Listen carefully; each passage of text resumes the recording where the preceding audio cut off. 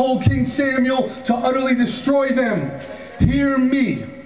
Many of us are living with Amaleks in our lives. Yes. Many of us are dealing with things on a daily basis, such as poverty, such as welfare mentality, such as lust, such as homosexuality, such as lesbianism, such as drug abuse, such as being molested. We have Amaleks in our life, and God told King Saul to utterly destroy them at one point when Saul went to war with them.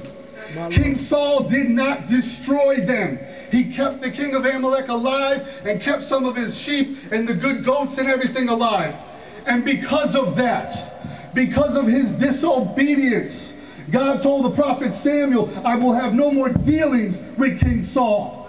My Lord. And God pulled the anointing off of Saul's life. Yes, he did. Let me touch on that while I'm going there. Come on! Going back to these modern day pharaohs.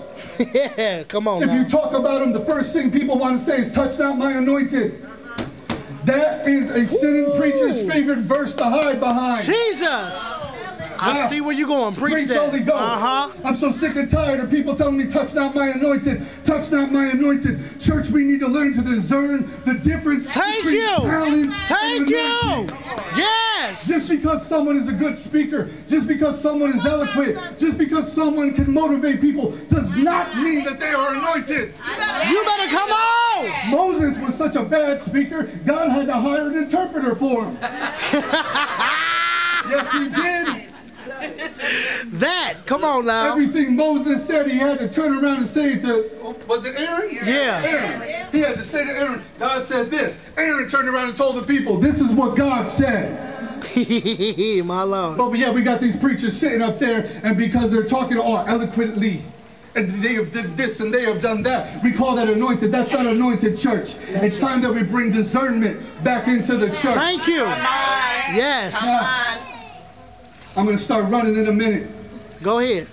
Amalek, this army of Amalek, a well-trained, a well-groomed army of men. Men that have been trained in battle, men that have been trained in war, begin to attack the nation of Israel in the wilderness.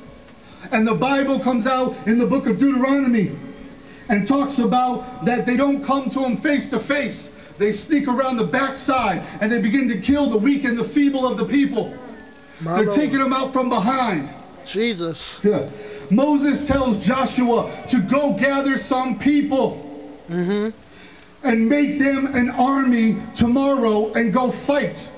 I have a problem with that, Pastor. I got a problem, Moses. How are you going to take a bunch of murmuring, complaining slaves and tell them, come tomorrow, I want you to be soldiers? My Lord. My Lord, my Lord. I got a problem with that, church. We got a bunch of people in the wilderness that are complaining, I'm hungry, I'm tired of eating manna, I'm thirsty, there's no water, I'm tired, we should have stayed back there in slavery. And now Moses is saying, I want you to turn around and fight this army.